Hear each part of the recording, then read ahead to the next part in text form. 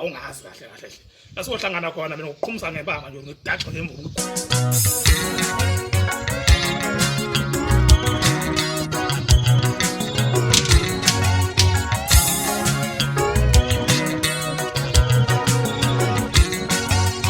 Tangisizathu ngobengelele phe ngamukele mbukele emakhaya kwesimanzonzo lapho ngilethela khona indawo zamaskandi ehlabahlosile nihamba phambili mbukele emakhaya ke uma isikhathi manje vele ngihlale kuze zamaskandi njengomuntu senda zokuthi uAle Mfamgube uthembisa ukushaya igcwama ngepama uyasho ngempela ukuthi bayahlangana nje igcwama elisha uzolithela ipama kuzokhumbuleka ukuthi ngonyaka ondlule igcwama elisha lasolakala ngokuthi lithi limithise ingane kaAle Mfamgube lengane ke yalungiselela ukuthi iyemule njengoba iziyemula kulonyaka nangempela emva kokuthi igcwama elisha lisho ngempela ukuthi lengane le yakaAle uyikhulelisile lengane le yaze yahambiswa koAde yoyochekwa noma yoyohlola ukuthi ngempela iseyitombi into oAde babuya nomyalelo ukuthi lengane iseyitombi into base ngempela ukuthi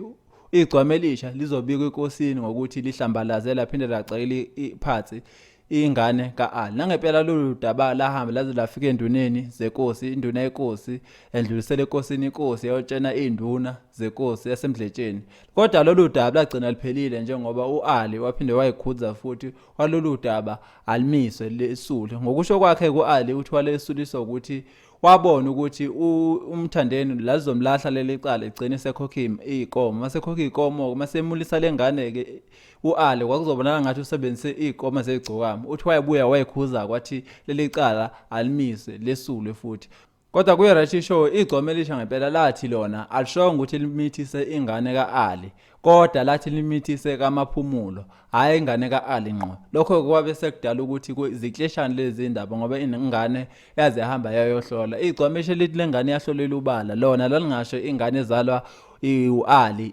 kodwa ayisho ingane ezalwa khona kaMgube khona lapha kaMaphumulo mbukele emakhaya ke akehlangana nezathi isizwe umbono wakho ukuthi wena lolu daba bengimeleni ngempela lize lifikela ukuthi uAle Mfamgube ethembisa igcwama elisha ipama akehlangana nezathi isizwe umbono wakho ngalolu daba siyabonga sanibona sizwe sasemzansi yazi ngithi angibhodle la kukhona nje into engangiphethe kahle futhi nje nginyanyisayo nje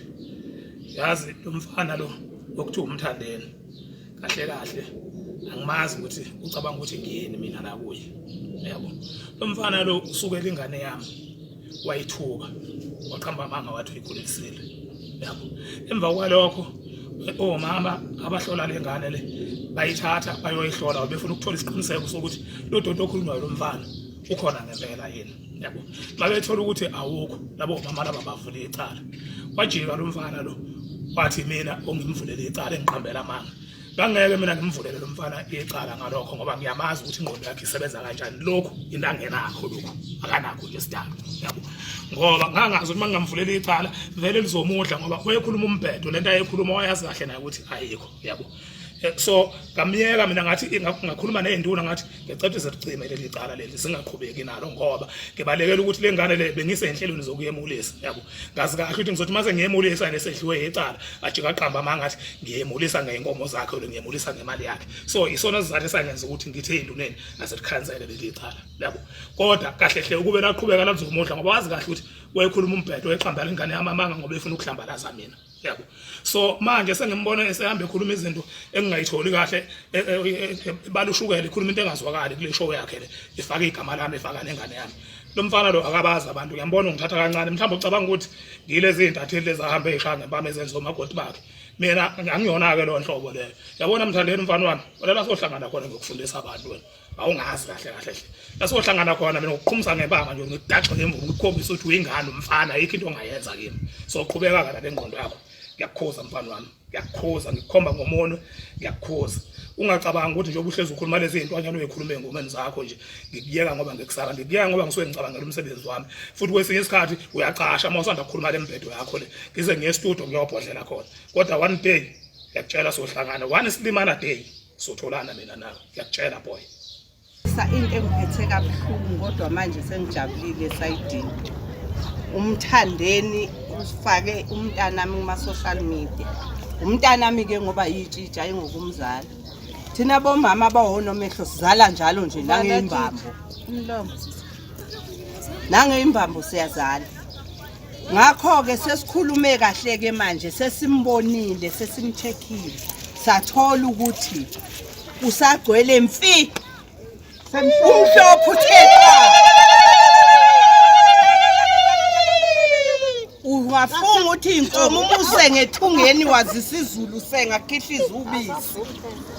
kumhlophe kuthe kwa ngakho ke lokho akushiyo khathi ke sezothola ke manje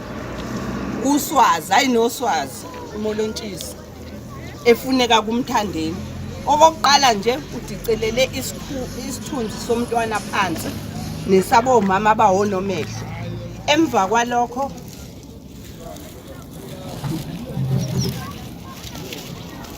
kwalokho uyasuka